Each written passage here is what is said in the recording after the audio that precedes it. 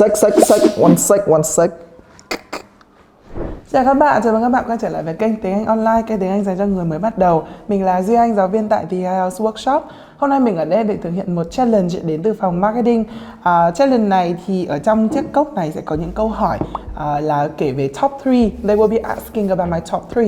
Ví dụ như là 3 con vật bạn thích nhất, 3 món ăn, I don't know, mình cũng không biết, mình cũng chưa xem, mình đoán thế. Và mình sẽ có 2 phút để trả lời được as many as possible. Mình phải cố gắng trả lời được nhiều câu hỏi nhất có thể trong vòng 2 minutes. Và mình cũng không biết đây có phải một cuộc thi không, nhưng nếu như đây là một cuộc thi thì mình hy vọng là mình tiếp tục chiến thắng. Alright, so without further ado, let's go. 3, 2, 1.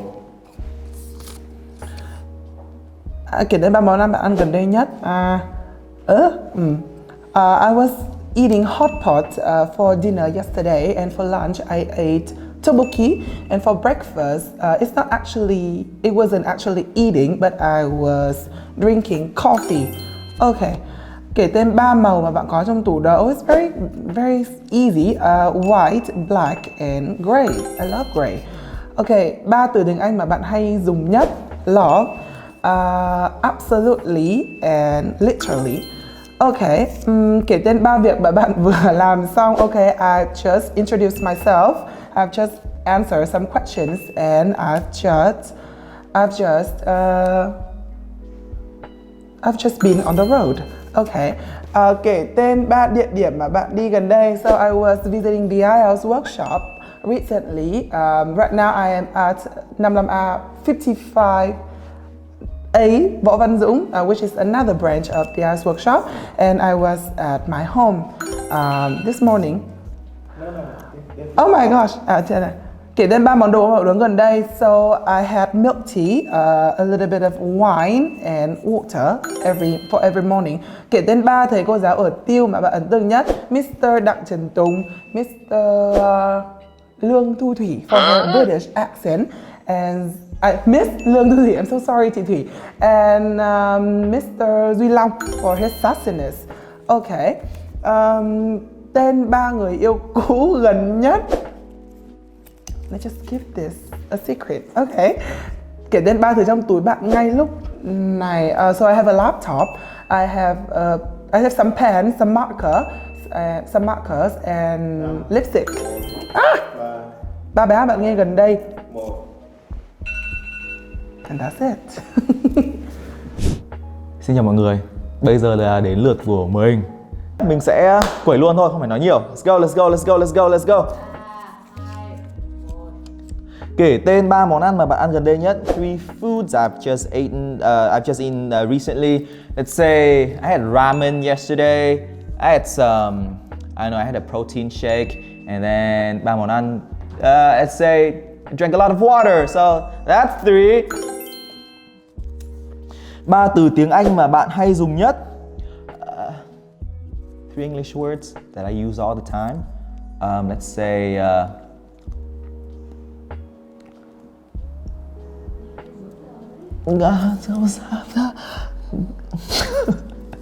I can't. Cái này mấy câu này khó đấy. 3 English words I use all the time. Let's say the word that, the word hello, because I say hello to people all the time because I meet people, I guess, and also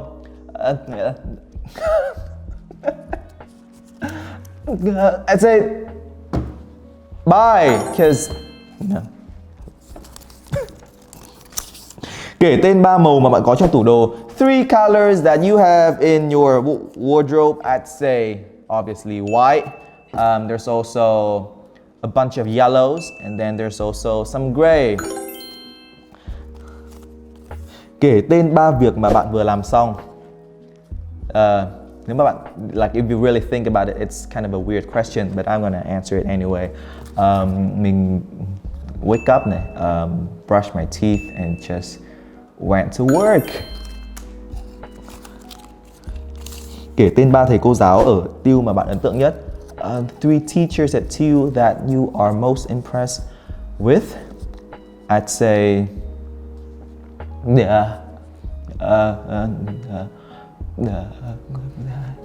They're equally impressive.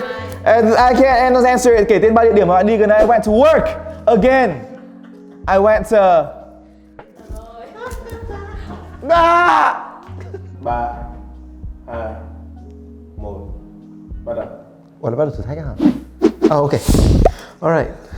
One more time. Mình có thể làm lại đâu? Please. Rồi, em không biết. Alright. 3, 2, 1. Bắt đầu. Right. Kể tên 3 món mà bạn ăn gần đây nhất. I have Caesar salad for breakfast, bread with condensed milk. Alright. Very good. Sau đấy mình có gì đây? Kể tên 3 màu bạn có trong tủ đồ. See? Right. Black, purple, brownish yellow. Yeah. Okay. What else? Kể tên 3 thầy cô giáo ở TIW mà bạn ấn tượng nhất. Okay. First of all, always Mr. Đặng Trần Tùng, right? And then we have second one, Miss Lương Thu Thủy, because she has amazing British accent. And then I think Long, right? Because I've never met him in real life, by the way. Seems like my type of guy, so who knows? Okay. Kể tên 3 món đồ uống mà bạn uống gần đây. Drinks. I have protein shake for breakfast, and then I had what is it? Last night I have a dirty martini, and then water, just water. Okay. Kể tên 3 thứ trong túi bạn ngày lúc này. I have my phone, the recorder that I'm using now, and then my keys. What else? Có bao nhiêu lâu nữa? Okay. 3 từ tiếng Anh bạn hay dùng nhất. 3 từ mình perfect, okay, and hello. Yes, three words that I usually say to my students. Kể tên 3 việc mà bạn vừa làm xong. I've just gone to the loo, or maybe Miss Thủy will say, to the loo, right? To the toilet. I've just finished another challenge before this one, and I've just been on the road, I guess. Kể tên 3 địa điểm mà bạn đã đi gần đây. The IELTS Workshop, Võ Văn Dũng, The IELTS Workshop, Cầu Giấy, and The IELTS Workshop, Đại Cổ Việt. Alright. Okay. Kể tên 3 người yêu cũ. Bye bye. See you. What is it? Okay. Yes. Good.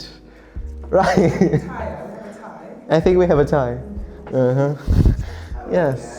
5, 6, 7, 8 nha. I got 8 out of 10. Có một câu về người yêu cũ thì mình sẽ không trả lời. Còn câu kể tên 3 bài hát mà bạn yêu thích vừa nghe thì mình không kịp. Alright, về challenge này thì mình thấy đây thực sự là một thử thách. Cái này nó thử thách mình hơn rất nhiều so với những cái challenge như là hát bài hát hoặc những challenge bằng tiếng Việt. Bởi vì là các câu hỏi ở đây thì đều là kể tên 3 thứ mà bạn đã. Which means là khi trả lời thì người dùng sẽ phải sử dụng những thì như là thì hiện tại hoàn thành, hoặc là thì quá khứ đơn, quá khứ tiếp diễn, quá khứ hoàn thành, something like that. Mình hy vọng là mình không mắc một lỗi ngữ pháp nào cả. Rồi, ok. Vậy thì đấy chính là phần thử thách của mình trong ngày hôm nay, right? Và nếu các bạn cũng thích những cái content như thế này thì nhớ là like, share and subscribe to kênh Tiếng Anh online, right? Và nếu mà các bạn yêu thích ba thầy thì hãy comment phía dưới cho bọn mình biết nhé. Ok. Yeah, so see ya.